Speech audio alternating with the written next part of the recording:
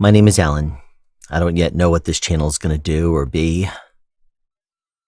What I can tell you is that I am writing to you before I made any decisions. My regular industry that I've been working in for over a decade now is having some turmoil, is having some issues, and it's unstable as of right now. So I'm going to have to look for something else more stable, more substantial, something that I could do and potentially make a decent living at. Because I have a family I need to take care of, you know. And by the way, they're all upstairs sleeping right now. It's early in the morning, and I've been thinking a lot lately.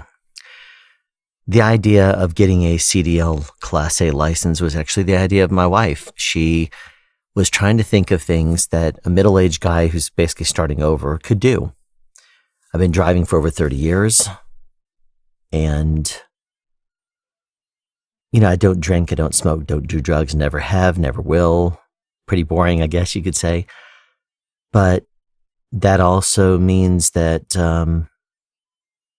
you know, I'd have a relatively, you know, I guess I'd have a clean enough history, crime report or whatever, if that's the kind of thing they even check. I don't know. I'm completely in the novice arena here.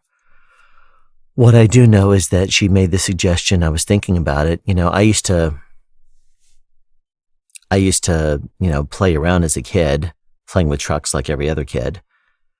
I was into radio communication and stuff like that in my teenage years, and I would get a Radio Shack TRC 207, I think, was a handheld CB radio. I had a CB radio in my car that was a 4-watt, you know, typical legal, I think it was, at least at the time. I don't know what it is now.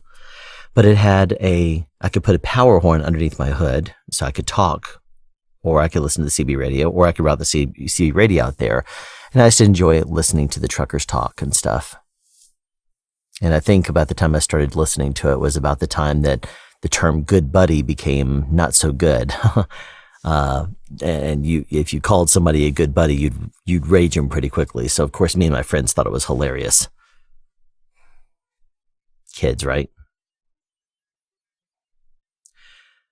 I've only ever been in one of the big rig trucks, and I don't even know if my terminology is right on it, one time, and that was when I was not paying attention to my gas gauge, and I picked up my girlfriend who was in South Carolina and headed back down south. And about the time we got to what is now the Mall of Georgia exit in Atlanta on the top side of town, I looked down and saw I was approaching that. I'd already passed Chateau Elan, and saw that my gas gauge was like below empty, and I was like, geez. And I knew that when it hit that low, it was bad. So I needed to find a gas station. So I instantly went into coasting mode and, you know, did my best. But this was before the Mall of Georgia was there. So that exit, which back in that era, the interstate highway in Georgia, the interstates were numbered according to in sequential order. So exit, 59, I think, is the last exit before you'd get into South Carolina. Then the next one below that was 58, 57, 56. And they changed it to match what other states were doing, where it was between, it was by the mileage marker. So anything between a certain mileage marker and the next one was that exit, or exit A and B and C or whatever. So like now, if you get on at exit, let's say 100, and you're going up to exit 110, it's 10 miles. It used to just be by number. So, you count the exits. And then if they closed one, they wouldn't rename. Now, the reason I'm mentioning this is because when my car almost ran out of gas, I pulled off onto what is now the Mall of Georgia exit. And at the time, it was a 2-lane road, and it was farmland. Nothing was nearby. It was just... I pulled off on the exit. I looked to the left, saw nothing, no lights, no anything. Looked to the right, saw nothing, no lights, no anything, no cars or anything. It was middle of the night. Maybe not middle of the night, it was like 1. And I decided to turn right and go towards what is now the mall. And it was farmlands, and it was spread apart, driveway to driveway. And after going about half a mile and realizing the gas station wasn't there because it said there was a gas station at this exit and it just didn't tell us which direction. It's not like now where they give you an arrow. So after going about half a mile, I said, this is bad. I turned around and went back the other way. And I said, look, I'm looking in the sky. I don't see any lights lighting up the sky, but I do know the next exit, the Swanee exit, there's a gas station there. I do know that. And then before that, there was a rest area, which is now, I think, government use or something. Pulled back onto the interstate, and right as soon as I got back onto 85, was still in the entrance ramp, the car stalled out of gas, and I ran out right looking at the mileage marker sign that was on the right there at the top of the entrance ramp, right before you merged onto 85. So my girlfriend was scared. I said, well, it's about a mile over to the rest area. I had a AAA membership at the time, so I said, I'm going to get them to tow me because I didn't want to end up paying like $2 or $3 or whatever it was for gas over whatever the cost was with AAA, because if you said you ran out of gas, they'd bring you gas and want you to pay them cash, and I didn't want to pay $5 per gallon or whatever crazy thing it was back then, which was, that was in the era where gas prices were not even $1. It was like 80 cents, 85 cents, something like that in Georgia at the time, and this is for regular unleaded.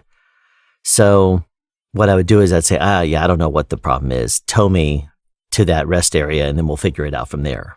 Didn't know a better thing, but I wasn't going to tell them to tow me to the rest area. I was going to tell them to tow me to the next gas station. And then I would check the oil and check whatever else. And so I'd at least get my tow up there. Well, I get out of the car, I start running towards the rest area, and after probably only a couple of 100 feet, there was a big semi-tractor trailer that pulled over, and the guy didn't speak very good English. He was Hispanic of some sort, but I had long blonde hair, and I was really fit, and so he might have seen the long hair as I was running and assumed I was female, but pulled over regardless. And it was very nice, very nice. I just said, I'm just going to the rest area. He said, okay. So I jumped in the car and he says, I could take you to another exit. And I said, no, just a rest area. He said, rest area? I said, yeah. He's like, are you okay? Are you sure? I said, yeah, I'm sure. So he took me there. He pulled over and I was suspicious. I didn't know what to think, but I tell you, it was really cool being in that truck. Never been in one before. I mean, I've never been that high in a vehicle in my life. I mean, you could say a school bus is the same kind of height, but you're not allowed in the front of that thing. So it was a totally new experience for me. And that was cool. And I remember he was driving a stick shift and he shifted so many times. I remember shift. And it was like, it seemed like it would go 5 miles an hour. He'd shift it again. 5 miles an hour, it'd shift again. And he kept shifting. I was like, how many gears does this thing have?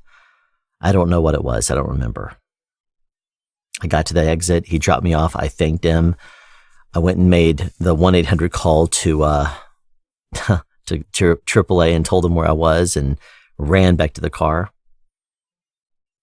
I used to have payphones back then. You had to use a payphone, and that's what I did. It was a 1-800 number, so I didn't have to have money. And then I ran, and I got there before the tow truck got there. And girlfriend was really nervous because she saw me get in the truck, and she was thinking I was going to disappear. Why am I saying all this? I guess it's just kind of venting, thinking about the situation, where I'm going, what I'm doing. I'm not ultra happy about leaving my career that I love, but it's unstable. And even veterans like me are sometimes passed over to hire a younger person who doesn't necessarily command the same rate, so the people don't have to argue as much for the rates of the people that work under them. And I don't want to say I'm stuck in my ways, but I'm pretty particular. But that's one of the things that a lot of people that know me like about me is that I'm pretty detail oriented. I'm pretty particular. I'm a hard worker and don't really play a whole lot of games when it comes down. I mean, I have a sense of humor by no means, but I'm very serious when it comes down to doing my job and getting great results.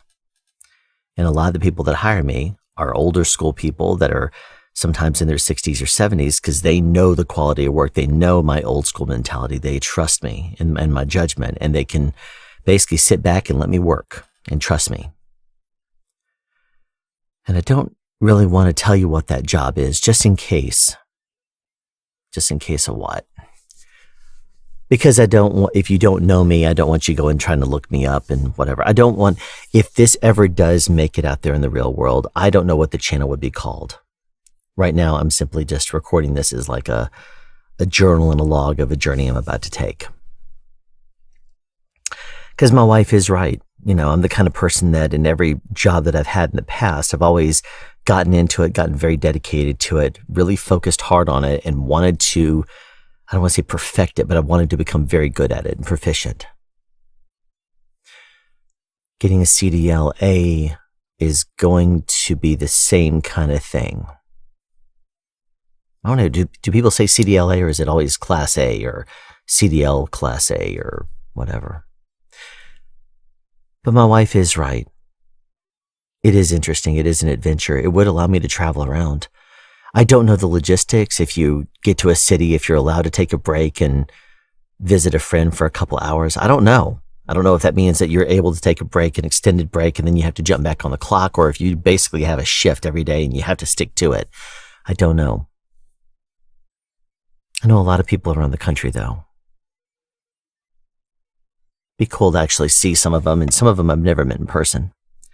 Be cool too. I don't know anything about cars really, though. I know the air conditioner works. I know the radio should work. And, I know the lights come up and it says A1, 2, 3, A1, whatever. And I know you're supposed to, I keep the tires filled a certain, I understand that. But guess what? I can be trained. So I'll pay attention in whatever venture I do. But this one is interesting, because this is like going back to schools, like training again. Because tomorrow, or later today, I should say, right now it's early in the morning hours. In just a few hours, I have a meeting at a place, and I've done some research. My wife did some research. We've looked around, and this one is the company that has the best vibe to me, that they can do a CDL license. I don't want to go to a company, in case you're curious, I don't want to go to a company and see if they'll put me through CDL class, because if you do that, they want you to stay with them for usually a certain number of miles or a certain contract duration or something like that, or they can require you to pay them back. And from what I've heard online, whether it's accurate or not, it seems like it would be. If you sign up with them, and let's just say a CDL license is $5,000 at the place they put you through, they want to pay you a little stipend. They would want to put you up someplace, and they'll mark that up however they want to for their costs. Soon, if they pay you a little stipend every single week, they might add a 25% fee to that or something like that. And you wouldn't have to pay any of that back if you stay with them a year. The thing is, though, this industry may be volatile the rest of this year, or it may straighten out before the end of this year. But what I would do at least is, if I was a truck driver, I would stick with it for at least 6 months. Because 6 months, from what I've seen online, is that it seems to be the magic number, that a lot of companies basically want you to have it for at least 6 months. And then at that point, you have enough experience where you can get a different level job, or a different job. And they usually will say, like, if you're a recent grad, is like jobsfortrucks.com. It says recent grad. And those, I'm sure, don't pay as much. And they're probably like not even the full number of miles that many people would travel in a day, but the experienced guys would. But there's got to be a way that I could make a decent living enough, at least to pay the bills, some of them at least, and make that work at least until I get 6 months of experience. Because who knows, I may fall in love with it and want to continue. I may end up doing it, because in the past few years, there's been times where it's been months, sometimes, where this industry has been really crazy, really volatile, and there's been uncertainty, and so it's gotten inconsistent. And it'd be nice to have something like a CDL License A that I could say, you know what, if this industry is going to be crazy for a bit, I'm going to take a break from it, probably heal up some injuries, because it's a very physical job, and then return to it after 6 months or a year or whatever. I don't know. good to have backup plans. It's good to have, like, if I got injured, my career would be over. I could pivot, I could change to something else, but it's not really what I want to do. It's almost the kind of thing where I would rather just transition into something else. And if I already had a CDL Class A, I could just get a job at that. And if I have 6 months of experience already, I don't know if it's like, well, you have to have a certain amount in the last 6 months or in the last year. We expect you to drive a certain amount. I've seen people online that say, we'd like you to have at least 6 months experience, or they'll say, I want you to have at least 30 months, or, must have a year or something like that. But 6 months is usually the entry level point to get some of the better jobs. At least that's the way it looks online as of now. Granted, I've done so much research. I've looked at a lot of other YouTube channels, and there's a lot of guys that are young truckers that are doing videos from their cabs. I guess that's what it's called. Sleeper quarters, sleeper cab, I don't know. And they obviously are on the road. And they obviously, are sitting in the back, hanging out in the back of their truck because I guess it's after hours or they're on a break or something like that. And then they start talking about stuff. Some of them will share their pay stubs and say, first real month out on my solo, how much am I making? And people will watch those videos. One thing I will say is that from my experience in the 90s, with a few truckers, they seemed really just, it may have been, Gen X and baby boomers back then in general, but there was not a whole lot of, maybe it was just, it's a closed community, and me not being a trucker, not being something like that, being young, 18, 19, 20, 21, in the early 20s. Maybe it was just that I would approach them and greet them and something like that. They might be nice enough. Hey, how's it going, buddy? Or something like that. But they seem to be more of a closed off. I remember talking to a couple of guys at one point and asking them some questions, and they're just like, are you looking to do this? And I was like, nope. And they're like, all right, well. Then they gave me a short answer and went on their ways. Maybe they were looking for me. If I was driving a truck, they might have given me more support or answer questions more. They might have been hustling on the road. Who knows? They might have said, well, if you're a truck driver, find me on channel 33 or something like that, and I'll talk to you. I don't know. All I know is it seemed more like when I listened to the CB radios back then, it was a bunch of people with deep country accents. Some of the guys had amplifiers on their transmission, so it was echoing like crazy, and it was just really interesting. But I always enjoyed listening to the CB radios. I could not understand some of the people that were talking because I can't understand the CB talk, or at least I couldn't back then. Maybe it's different now. Maybe it's digital now. A lot of analog communication has gone to the wayside. Maybe that industry is too with the modern CBs, but who knows? It could just be old school and let's just rock it the way it is. Or maybe these modern CB radios have the ability to do transmission on digital or analog. I don't need to go down rabbit holes and ponder.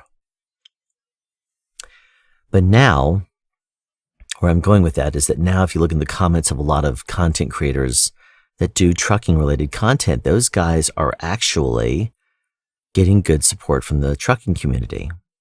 There's a lot of YouTube channels about truckers and providing the kind of information that I do on a different YouTube channel that's not this one. They provide really good information for free. Very supportive of people. People that write in the comments, they're very supportive. They respond well. Well-spoken, educated, obviously. Seem like really good guys. It seems like it's a really good industry.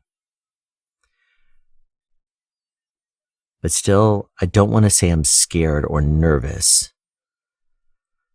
It's just a lot of uncertainty, man. A lot of uncertainty. And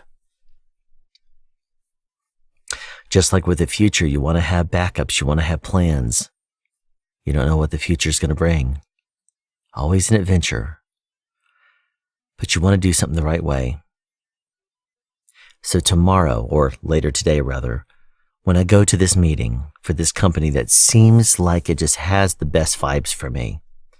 Sure, at my mom's request, I did look up a couple of trucking companies, and they have like a F rating with the Better Business Bureau. And I know the Better Business Bureau ratings can be bought. I know this. just like government can be bought, just like everything. Well, not everything. Some things, many things can be bought or manipulated.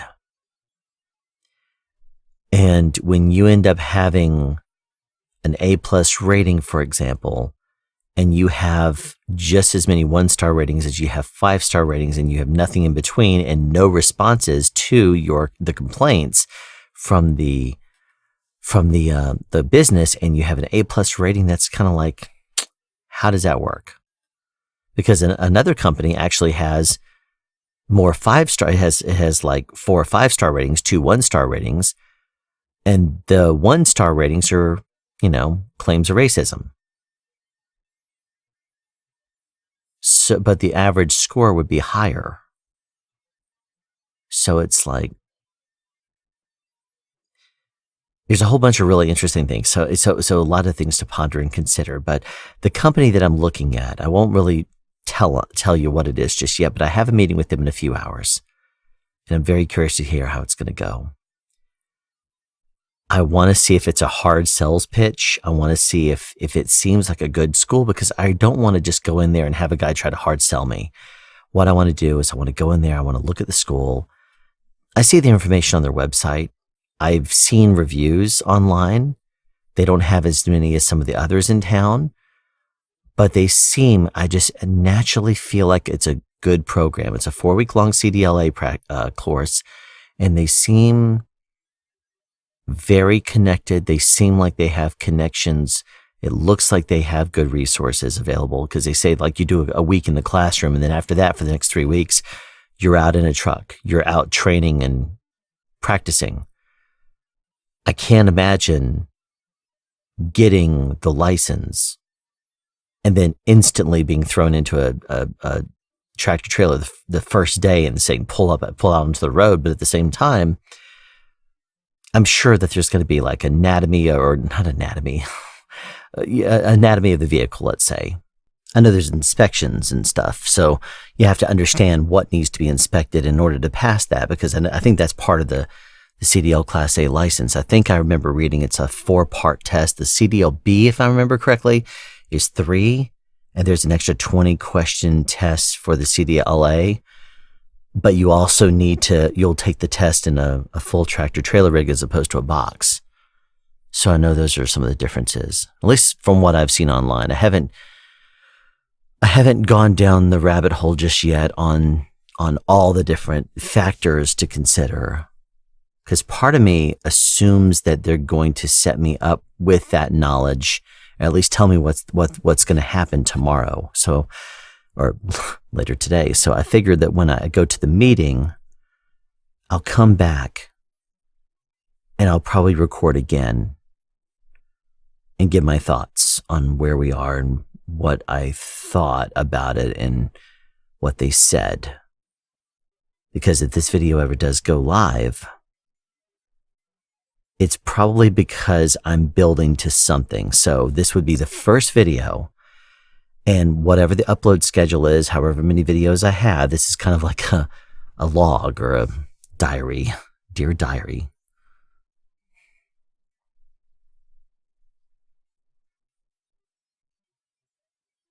New adventure, man. New thing on the horizon.